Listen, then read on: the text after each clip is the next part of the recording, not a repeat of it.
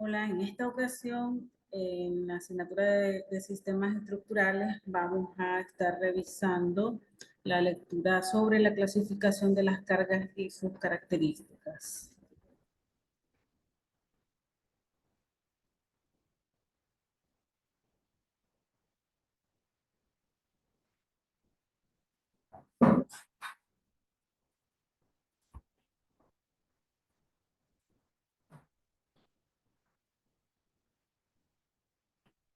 Entonces, ya habíamos revisado anteriormente o habíamos mencionado los diferentes tipos de cargas que puede recibir o incidir en una edificación. Hablábamos sobre las cargas muertas, que generalmente nos referimos a lo que es la propia estructura de la edificación, que puede ser el entrepiso, puede ser el techo, ¿verdad?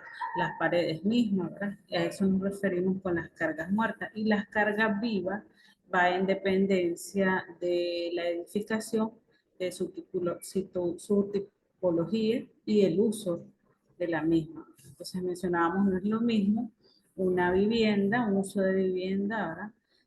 Para una familia pequeña o mediana, ¿verdad? Que para que una edificación, por ejemplo, educativa, donde van a asistir una serie o una cantidad determinada de estudiantes, docentes, ¿verdad? Y va a haber mucho mayor movimiento. Okay, entonces, para entender eso, vamos a revisar los conceptos. Okay. Entonces, acá tenemos la clasificación de las cargas y su comportamiento. Las cargas son fuerzas que resultan de todo el peso de los materiales de construcción, del peso y la actividad de sus ocupantes con todos los equipamientos. También se integran a esto los efectos ambientales, climáticos, como la nieve, el viento, y efectos también podemos mencionar de movimiento sísmico, ¿verdad? Son fuerzas externas, además de las que mencionábamos anteriormente.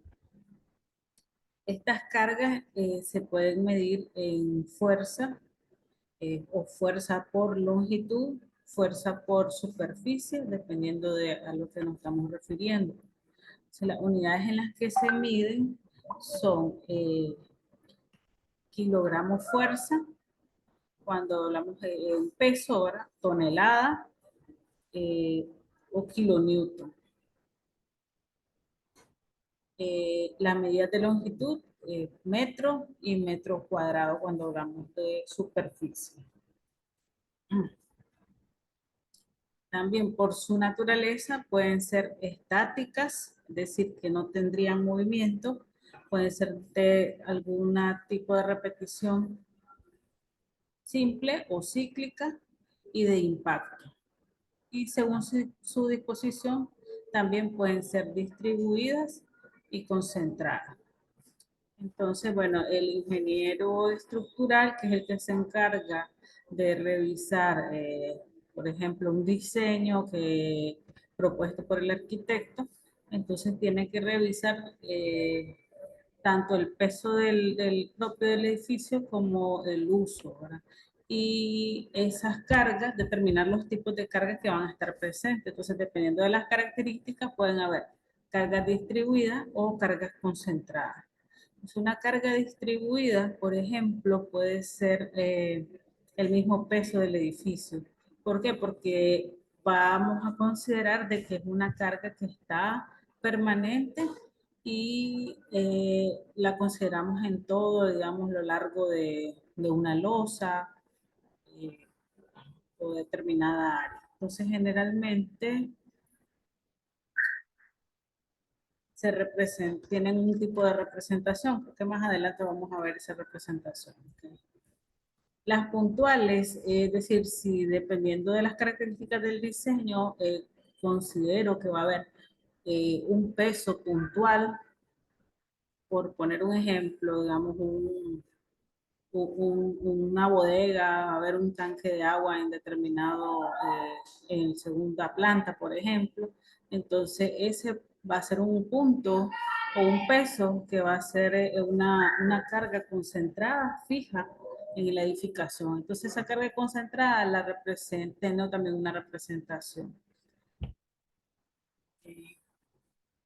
Voy a ver si puedo compartir.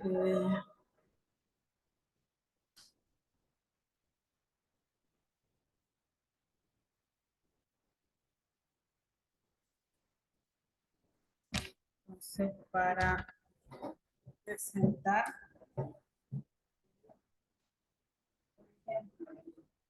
puede ser una viga o una viga de piso o un voladizo. Entonces, dependiendo de los apoyos, puedo decir que es un apoyo simple, como si fuera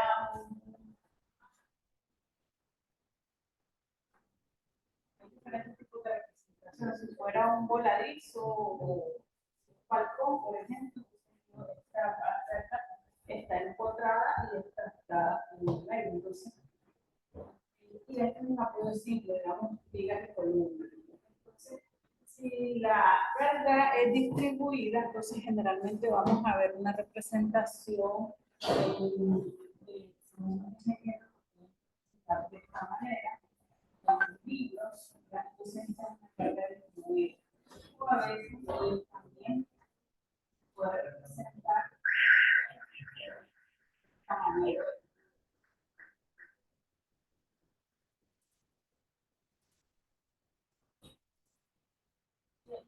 Indico, por ejemplo, son 50, por ejemplo, kilogramos por mes, porque va a distribuir a lo largo de la vida. Por ejemplo, se puede estar representada de esta forma o de esta forma.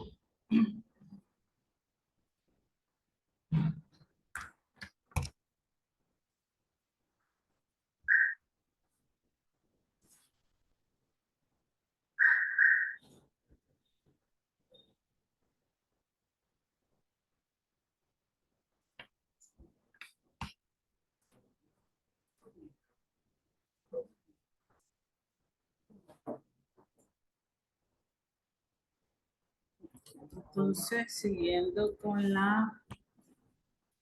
según su naturaleza, pueden ser estáticas. Entonces me dice, son las que se aplican gradualmente y se consideran constantes después de aplicar, que es el ejemplo que acabo de mostrar ahí en la pizarra. Para estudiarlas se dividen en cargas vivas o accidentales y en cargas muertas o permanentes. Entonces las cargas vivas, hablábamos que, por ejemplo, las personas que circulan o utilizan una edificación, o en el caso de un puente que puede ser los vehículos que circulan diariamente, ¿verdad? Por esa carretera o ese puente. Los ejemplos de cargas vivas son aquellas que algunas veces pueden estar aplicadas a los miembros y otras no. Ejemplo, puede ser un aula, como mencionamos anteriormente, que en ocasiones puede estar vacía y en otras están todos los estudiantes, o puede ser la gradería de un estadio. Otro ejemplo, ahora que estarían llenas en público cuando se exhibe un evento y en otras ocasiones no. Y las cargas muertas, entonces, son las de carácter permanente sobre el mismo miembro que actúan. Por ejemplo, el peso de una placa que soporta el piso, el relleno debajo de ese piso y el propio piso. Las cargas de repetición se aplican un gran número de veces a un miembro, produciéndose efectos variables que motivan desgaste o rotura del material. Por ejemplo, cuando se aplica un doblado alternativo o un alambre hasta que se produce la fatiga y se rompe. Okay. Las cargas de impacto, entonces nos estamos refiriendo acá a las que se aplican relativamente en un tiempo corto, es decir, súbitamente, siendo generalmente aplicadas por un cuerpo en movimiento al ponerse en contacto con un cuerpo resistente. Entonces, en este caso, como ejemplo, tenemos, por ejemplo, un tren o un automotor pasando sobre un puente, los efectos de un sismo o terremoto, la fuerza del viento, de un ciclón, etc. Entonces, en este esquema podemos observar diferentes cargas que se pueden aplicar en una edificación. Entonces, acá podemos observar que esta edificación, en esta parte de acá,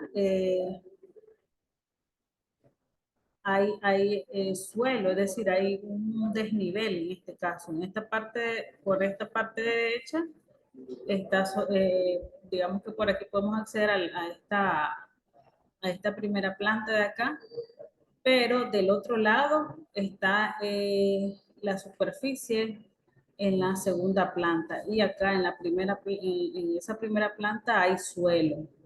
Ya, entonces, ¿qué pasa?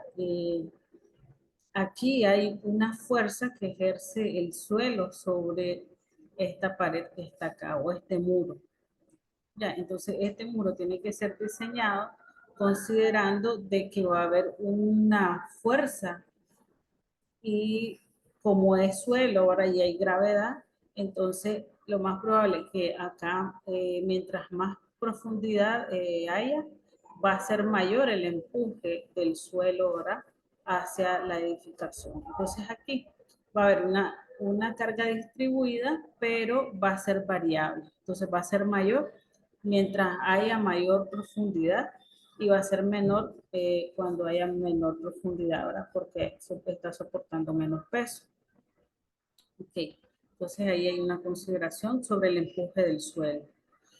Luego tenemos sobre el piso, ¿verdad? También aquí estaría soportando todo el peso del piso mismo, ¿verdad? Pero mientras vamos subiendo, por ejemplo, acá en el entrepiso, entonces aquí va a soportar la carga del peso propio, ¿verdad? Que serían las cargas muertas. Va a soportar esta de acá, pero también va a estar soportando lo que está en la parte superior.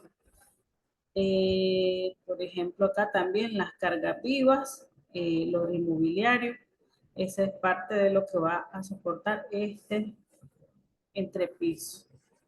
Luego la parte del techo también va a soportar una carga muerta del material del techo, pero dependiendo ahora del clima, de la ubicación, también podría estar soportando la lluvia o nieve, si en ese caso ahora nevara, o incluso ahora para Nicaragua se toma en cuenta en determinados sitios, ¿verdad?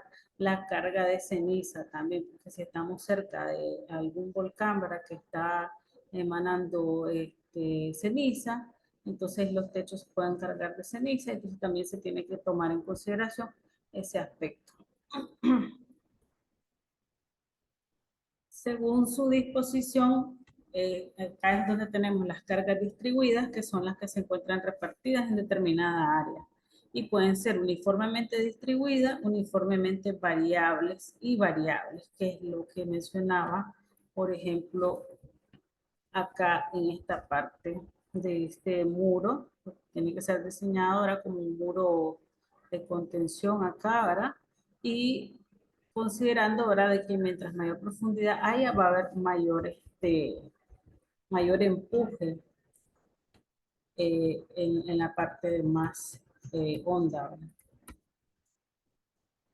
¿Cuáles son entonces esas uniformemente distribuidas? Son las que se reparten de forma uniforme. Ejemplo, si se esparce arena sobre una cubierta en cantidades que tenga una misma altura en todo el área y el peso de los pisos también va a ser una carga distribuida y se representa como lo mostraba en la pizarra anteriormente.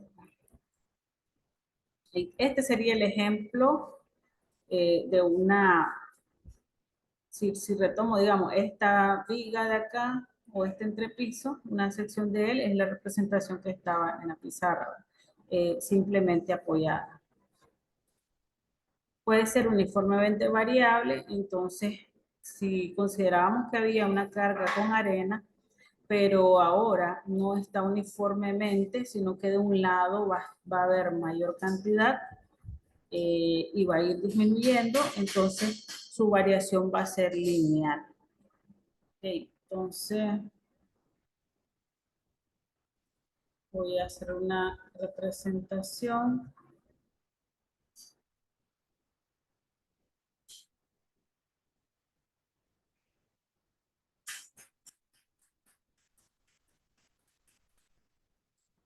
Entonces, con el ejemplo que teníamos ahí de la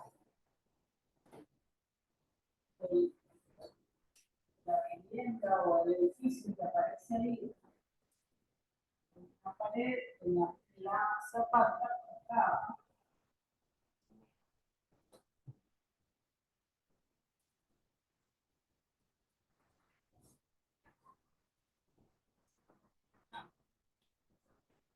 y acá la tierra, y va a haber un empuje sobre esta parte. Entonces, quiere decir que esta parte, las cargas,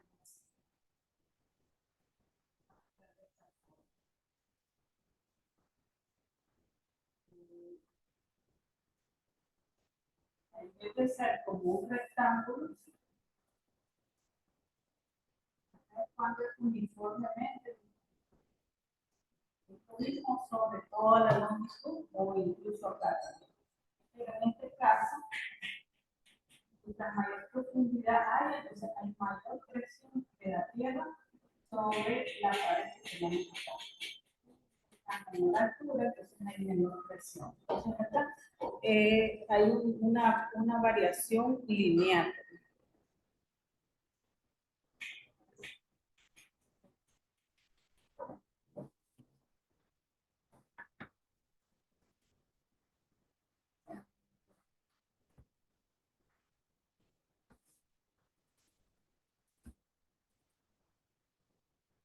Entonces ahí estamos hablando de uniformemente variable. Y es variable teniendo en cuenta siempre el ejemplo con la arena. Si la arena, dice de los ejemplos anteriores, lo regamos en montones, pero sin tener un orden específico en cuanto a su altura y su área de ocupación. Entonces hay una carga variable. Entonces ahí podría ser...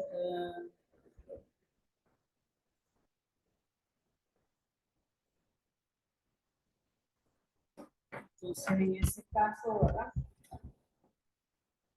Va a estar presencia de varias. Entonces aquí hay un poquito de arena por acá, pero más grande por aquí, otro por acá. Entonces acá se representan como cargas puntuales, pero tenemos que conocer, por ejemplo, si este es de 100 kilogramos, este de 50 kilogramos, saber a qué distancia se encuentra, pero para poder realizar el cálculo estructural, ¿verdad? Y conocer pues, cuáles son esas incidencias de la carga.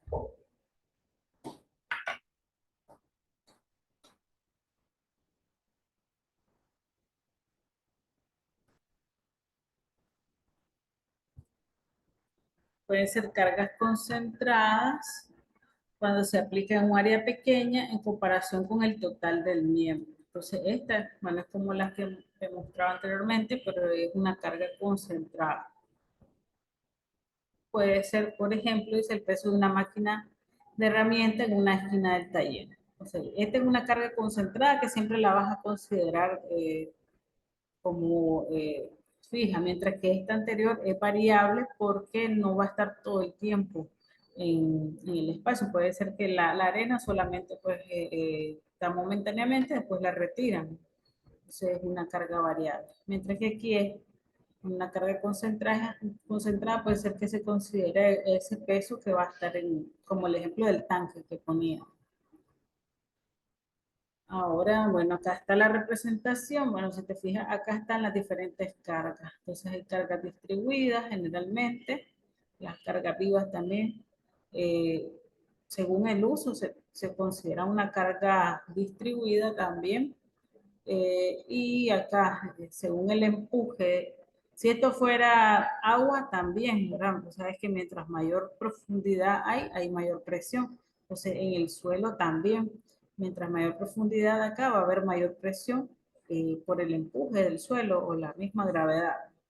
Entonces, ahí está la representación de las diferentes cargas. Entonces, acá con el reglamento de la construcción, las cargas del edificio, que el edificio soporta, generalmente se clasifican como cargas concentradas o distribuidas.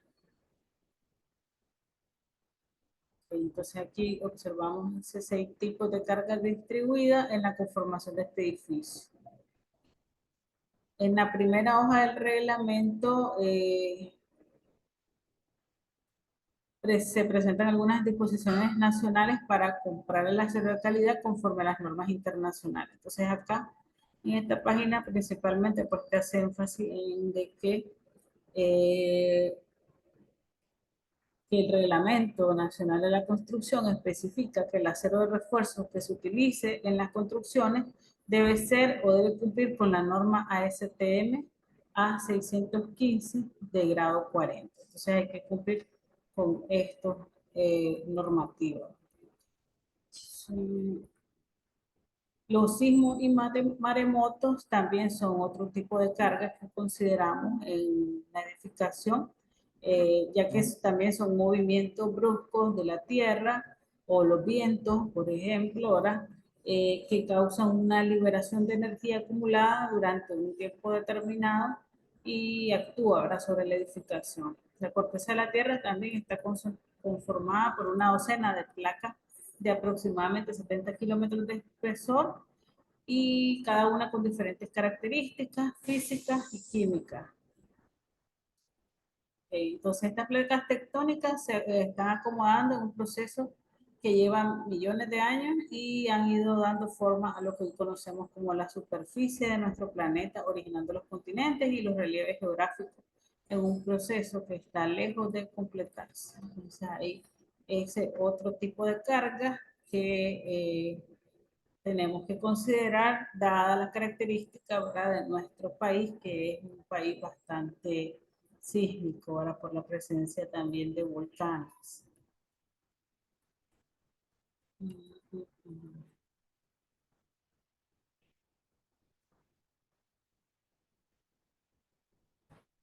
Entonces, el tipo de suelo también es un determinante para tomar en cuenta los tipos de fundaciones, ¿verdad?, que se deberían de proponer en ciertas edificaciones. Entonces, el tipo de suelo, cuanto más rígido, ahora va a tener mayor resistencia ante los sismos y también la topografía de la zona, mientras sea más plana, ahora es una mejor característica.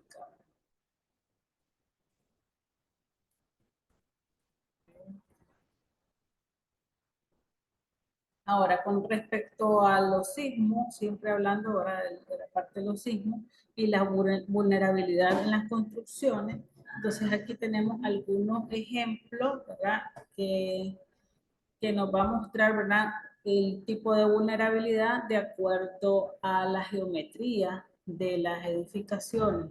Entonces, por eso es que los ingenieros muchos sugieren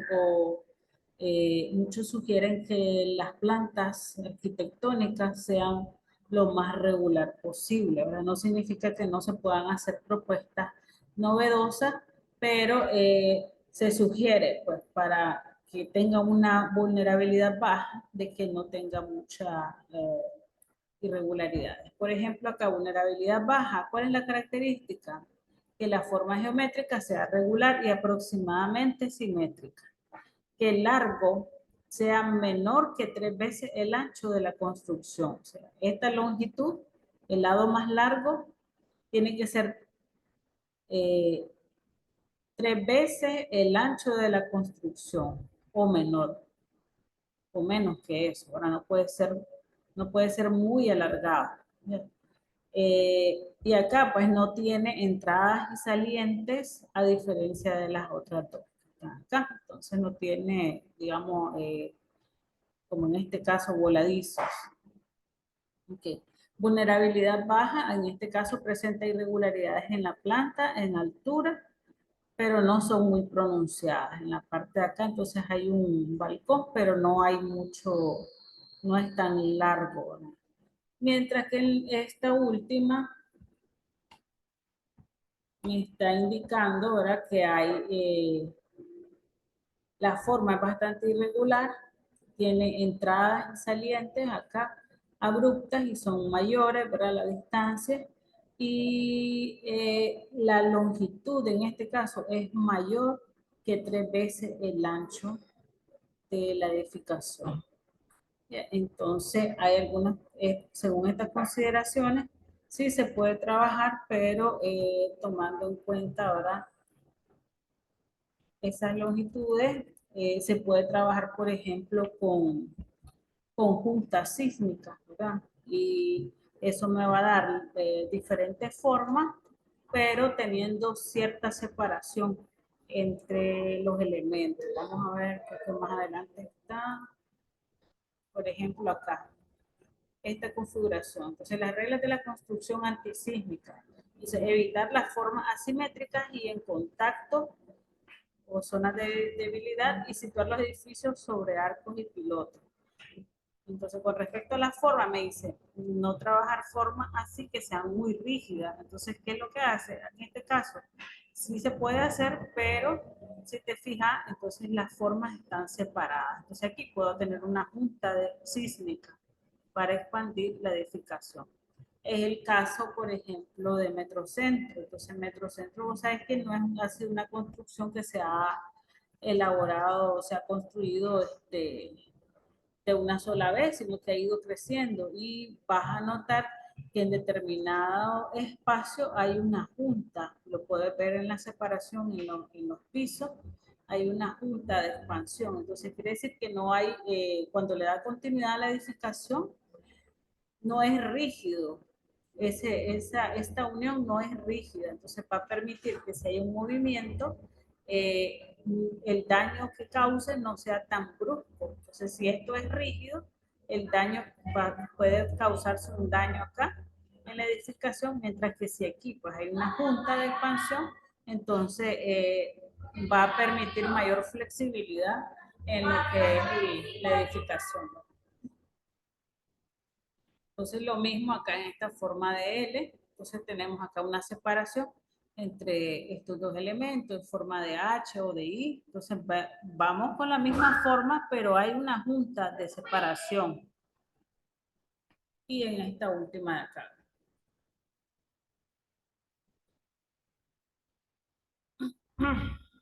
Okay.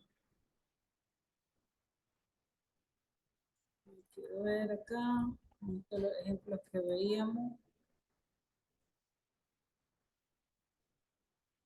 Entonces decimos que una edificación es sismorresistente cuando se diseña y construye con una adecuada configuración estructural, con componentes de dimensiones apropiadas y materiales con una proporción y resistencia suficientes para soportar la acción de las fuerzas causadas por sismos frecuentes.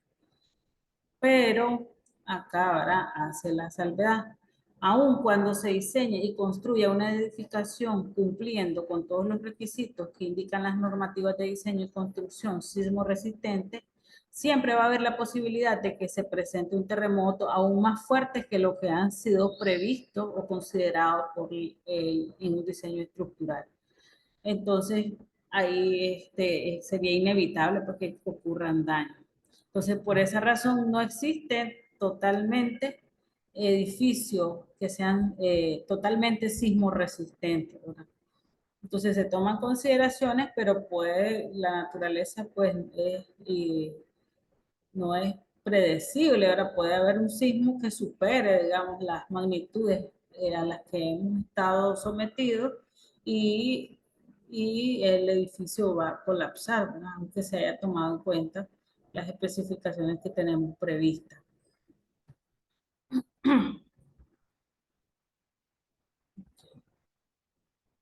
Acá habla también de lo que es el tsunami y un ejemplo de una edificación anti-tsunami, ¿verdad? Diseñada por Endo Shuhei Architect Institute, ya que está en este caso considerando las formas, ¿verdad?, circulares y que permita la circulación de la presión acá del agua, ¿verdad? Y que sea, pues en ese caso, pues anti-tsunami. Okay. Bueno, Entonces, otro elemento que podría destacar, ¿verdad? Donde están estas consideraciones es el Reglamento Nacional de la Construcción, que acá veíamos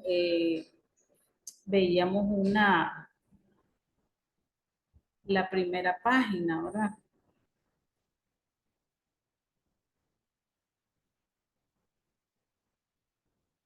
Sí. En este reglamento vamos a encontrar algunas definiciones, ¿verdad? Y consideraciones generales.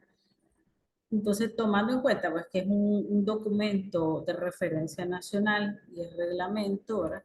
Entonces, acá vamos a encontrar, por ejemplo, acá en las tablas, hay una tabla, la tabla 1 se refiere a las cargas vivas unitarias mínimas en kilogramos por metro cuadrado. Y por acá también tenemos las cargas muertas. También hay consideraciones, por ejemplo, de viento, factores de presión, por ejemplo, acá, y varias especificaciones. Okay. Sí. Acá están las definiciones, lo que es el sistema estructural. Me dice toda edificación que debe contar con un sistema estructural que permite el flujo adecuado de las fuerzas que generan las distintas acciones de diseño para que dichas fuerzas puedan ser transmitidas de manera continua y eficiente hasta la cimentación. Debe contar además con una cimentación que garantice la correcta transmisión de dichas fuerzas al subsuelo, lo que es el estado límite también. Y quiero mostrarte acá. Están los tipos de cargas, cargas permanentes, cargas variables, cargas accidentales, que son las que acá consideramos sismo, viento, incendio, explosiones, cargas de eh, ceniza, ¿verdad? Las cargas muertas y las cargas vivas. Entonces, vamos a buscar esas tablas. Entonces, acá tenemos la tabla número 1, se refiere a las cargas vivas unitarias mínimas en kilogramos por metro cuadrado. Entonces, la carga viva, y esta es la carga viva reducida. Generalmente la que utilizamos es la máxima acá. Entonces, por ejemplo, acá, si tenemos para viviendas, apartamentos, hoteles, internados de escuelas, cuarteles, cárceles correccionales, la carga viva máxima sería de 200 kilogramos por metro cuadrado. Si estamos hablando de escuelas, son 250, secundaria y universidad también 250 kilogramos por metro cuadrado, y así, ¿verdad? Según el uso, ¿verdad? Tenemos hospitales, salas de operación, 400 kilogramos por metro cuadrado, oficinas, 250, salas de archivo. Entonces, veamos que aquí, si vamos a tener archivo de documentos, entonces, en cantidades, entonces se considera una carga mayor, ¿verdad? Biblioteca, ¿verdad? Donde vamos a tener libros, computadoras, por ejemplo, ¿verdad? 300 hasta 600 kilogramos por metro cuadrado. Lugares de reunión, salas de baile, gimnasios, restaurantes, 400 kilogramos por metro cuadrado, auditorio, cine, y así, ¿verdad? Teatro, gradería o tribuna, laboratorio, comercio, bodega. Entonces ahí tenemos los diferentes usos que podemos considerar a la hora de las cargas vivas. Aquí me indica también cuáles son las cargas vivas móviles, los casos especiales. eh,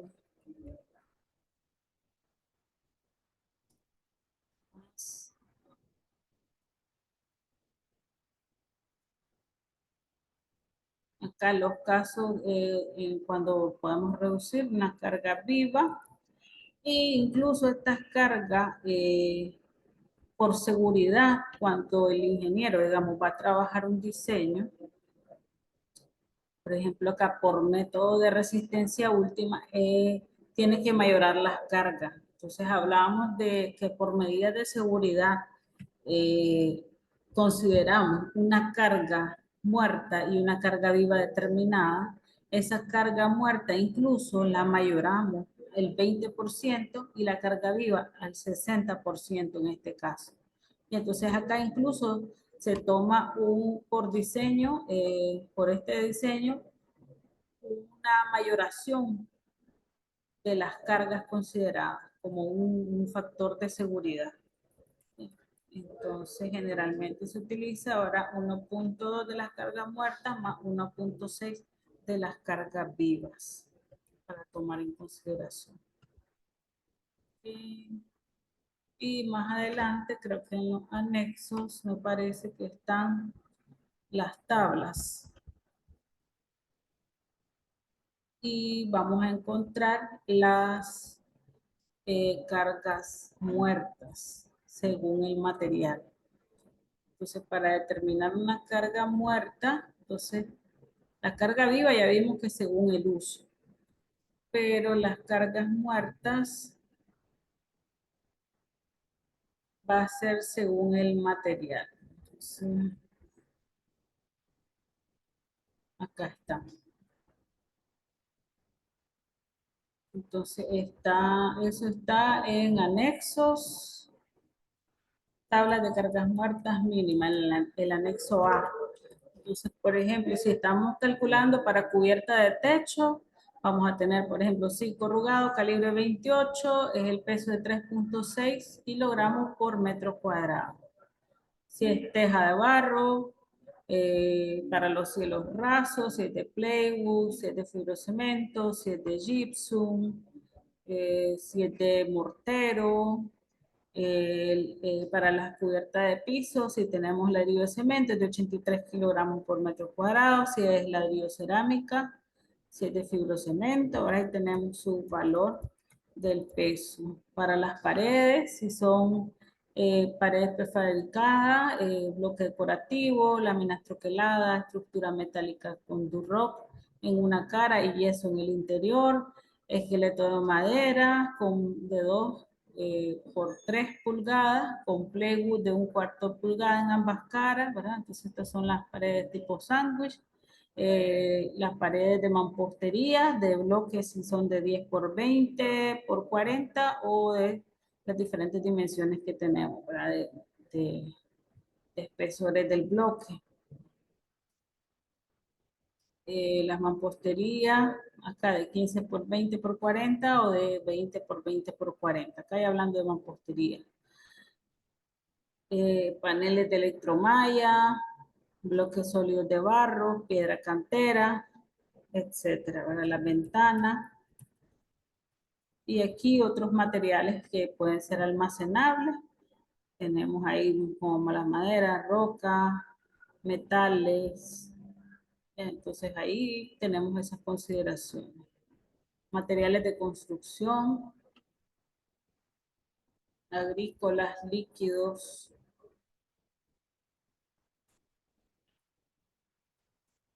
Entonces aquí es bueno, hacemos referencia a lo que son